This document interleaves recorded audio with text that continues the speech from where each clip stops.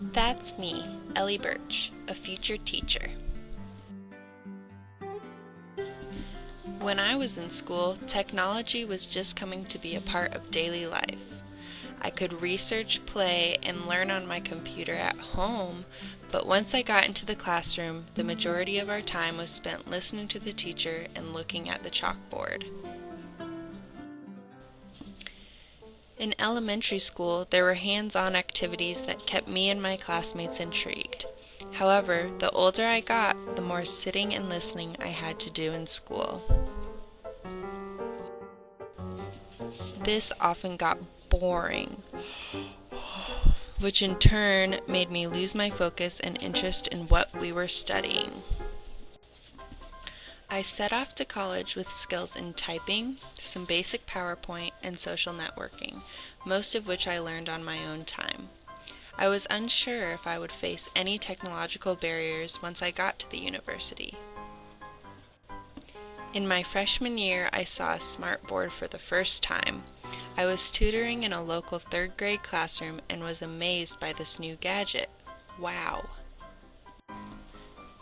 Not only did the technology intrigue me, but the way the children were reacting was unforgettable. They were using this device for all sorts of subjects. There were great graphics and songs that helped the students to learn different sounds each letter of the alphabet made, and unique tools that really showed and helped the students visualize different mathematic concepts. The children knew exactly how to interact with this new tool. And most importantly, I noticed the teacher was keeping their attention. I always knew that education was shifting to using more technology, but now I really saw it. These kids were having a completely different type of education than I had, and I realized that it is much more adapt for the digital native generation. So now I thought to myself, this is going to affect the way I teach too.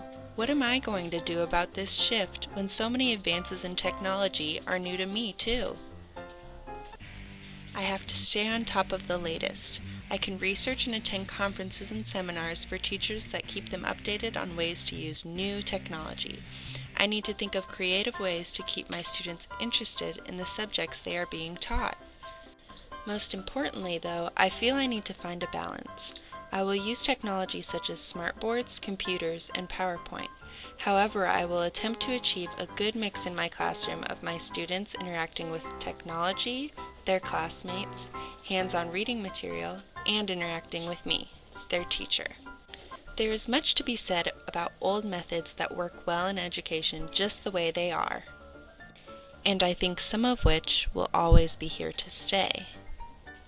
As educators teaching in this new digitally native generation, though, I think it is critical not to be afraid, but to welcome and embrace these new technologies. We are, after all, teaching the future.